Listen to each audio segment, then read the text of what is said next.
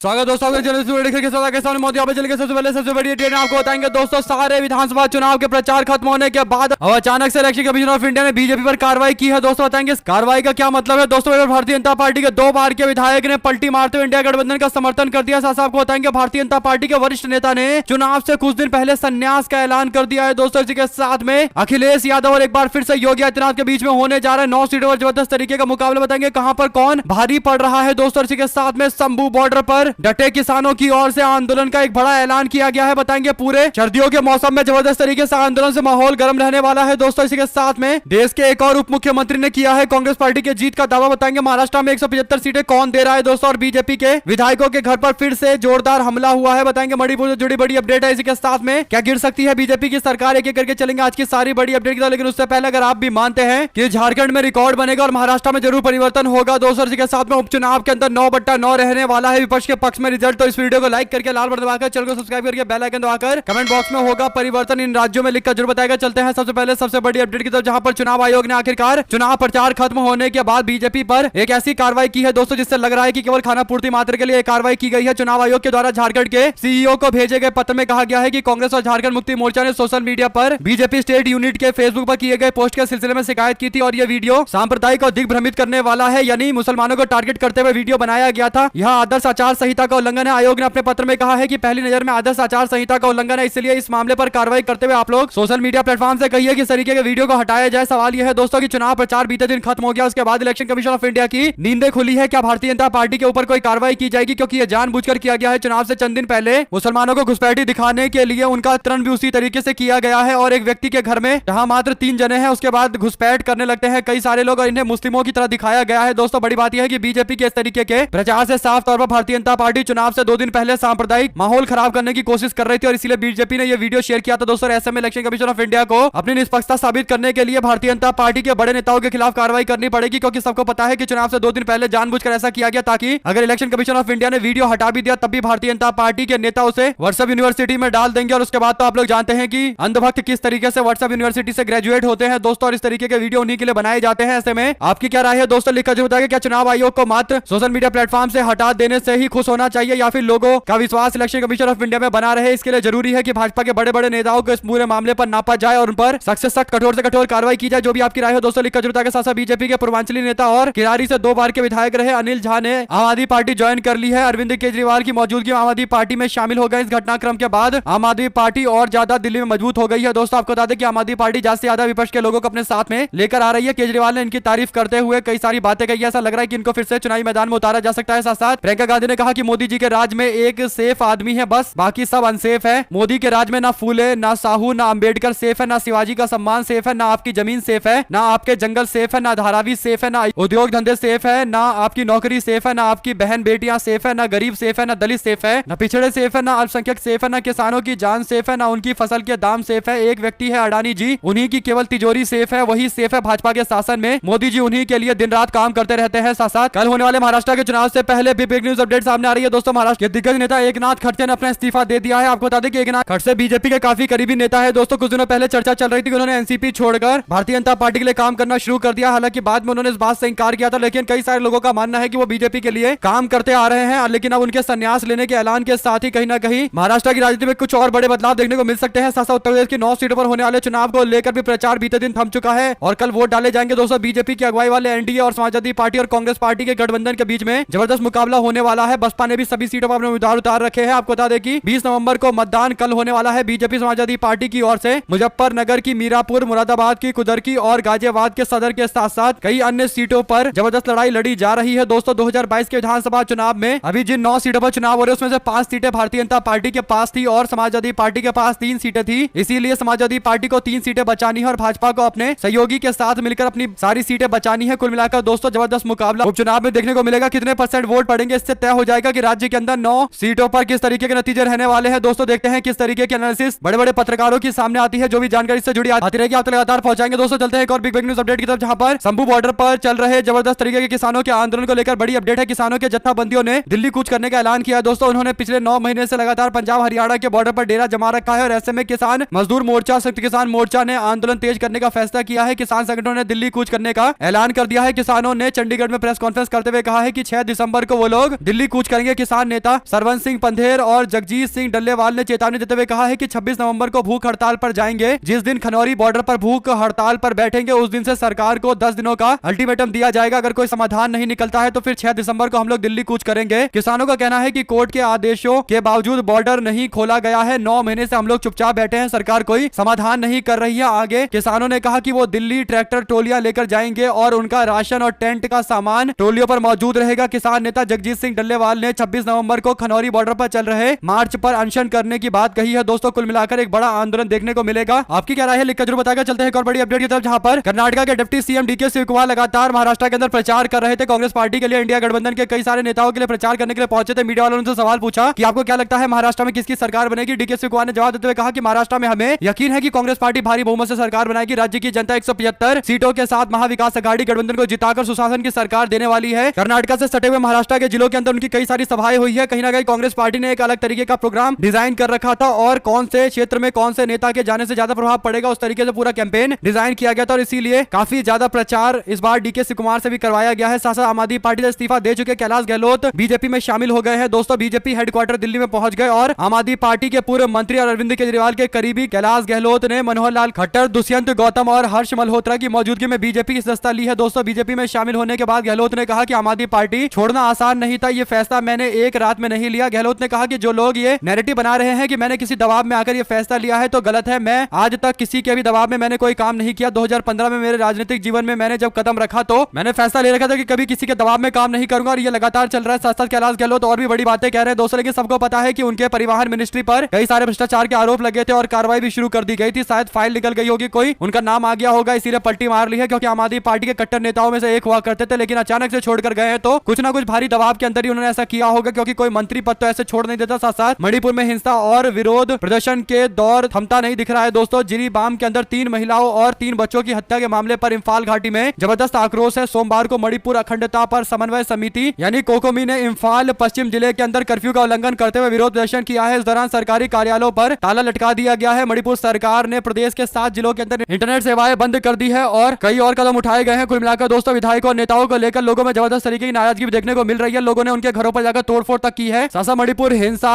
एक बार फिर से भड़क उठी है। दोस्तों ऐसे में एनपीपी पार्टी ने मणिपुर सरकार से यानी भाजपा सरकार से अपना समर्थन वापस ले लिया है। एनपीपी के सुप्रीमो और मेघालय के मुख्यमंत्री कोनार्ड संगमा ने बीजेपी के राष्ट्रीय अध्यक्ष जेपी नड्डा को लेटर लिखकर समर्थन वापसी की बात कही है और एन बीरेन सरकार पर इसका असर पड़ता नजर आ रहा है। मणिपुर में अशांति के बीच में राजनीतिक गलियारे में कोलाहल देखने को मिल रहा है। भारतीय जनता पार्टी की सहयोगी एनपीपी के समर्थन वापस लेने के बाद जो आज की विधानसभा की स्थिति है उसमें 60 विधायकों में से बीजेपी के पास 32 विधायक है, यानी बहुमत का आंकड़ा है भारतीय जनता पार्टी के पास। लेकिन इससे पहले बीजेपी के कई सारे कुकी विधायकों ने यानी जो कुकी समाज से आ रहे विधायक उन्होंने इस्तीफे की पेशकश की थी। भारतीय जनता पार्टी ने इस्तीफा स्वीकार नहीं किया तो कह सकते हैं कि अगर कुकी समाज के विधायक आगे आकर अपना इस्तीफा दे देंगे तो कोई बड़ी बात नहीं है और अगर ऐसा होता है तो फिर पूरे मणिपुर में फिर से बीजेपी की सरकार गिरने की स्थिति में आ जाएगी। दोस्तों यही बड़ा कारण है कि भाजपा के लोग डरकर अब स्थिति को संभालने के लिए दिल्ली का दौरा कर रहे हैं। अमित शाह ने भी कई सारी रैलियों को रद्द कर दिया था। जो भी आपकी राय हो लिखकर जुटाएगा। साथ साथ अजित पवार कहते हैं कि क्या आपने कभी प्रतिभा काकी को प्रचार के लिए आता देखा तो अचानक पोते के प्रति आत्मीयता कैसे दिखाई दी, मुझे समझ में नहीं आ रहा। चुनाव के बाद मैं उनसे पूछूंगा। दरअसल दोस्तों अजित पवार को लग रहा था कि वो शरद पवार की पार्टी को तोड़ देंगे और शरद पवार हाथ पर हाथ रखकर अपने घर में बैठ जाएंगे और कहेंगे कि सही किया अजित पवार ने और खुश हो जाएंगे। लेकिन शरद पवार के पास इतना राजनीतिक अनुभव है जितना अजित पवार की उम्र नहीं है। दोस्तों यही बड़ा कारण है कि शरद पवार ने तय कर रखा है कि अब अजित पवार को एक बार समझा देना है और राजनीतिक तौर पर यह बता देना है कि असली पार्टी एनसीपी है और एनसीपी का मतलब शरद पवार का मतलब एनसीपी होता है। किसी के पार्टी का सिंबल ले जाने मात्र से पार्टी बदल नहीं जाती। यही बड़ा कारण है दोस्तों कि शरद पवार लगातार प्रचार प्रसार कर रहे हैं। उन्होंने अजित पवार के सामने युगेंद्र को मैदान में उतार रखा है जो अजित पवार के भतीजे हैं, शरद पवार के पोते हैं और यहां तक कि शरद पवार ने अपनी पत्नी को भी आगे कर रखा है। प्रतिभा काकी भी प्रचार में उतरी हुई है। इसी से अजित पवार बौखलाए हुए हैं। उन्हें लग रहा है कि शरद पवार इतनी बुरी तरीके से मेरे खिलाफ क्यों मोर्चा खोल रहे हैं और क्यों मुझे हटाने के लिए अड़े हुए हैं। इस पर आईपी सिंह ने कहा कि अब काका काकी से क्यों डर रहे हो अजीत भाई, इतिहास जयचंदो को माफ नहीं करता। जिस चाचा की उंगली पकड़कर 5 बार उप मुख्यमंत्री बने उन्हीं के खिलाफ बगावत करके उनकी ही पार्टी पर कब्जा कर लिया। शरद पवार जैसे सेनापति कभी कमजोर नहीं पड़ते। यानी अजित पवार को इस बार समझ में आ जाएगा कि किसी पार्टी का सिंबल ले जाने मात्र से वो पार्टी उनकी नहीं हो जाती। नेता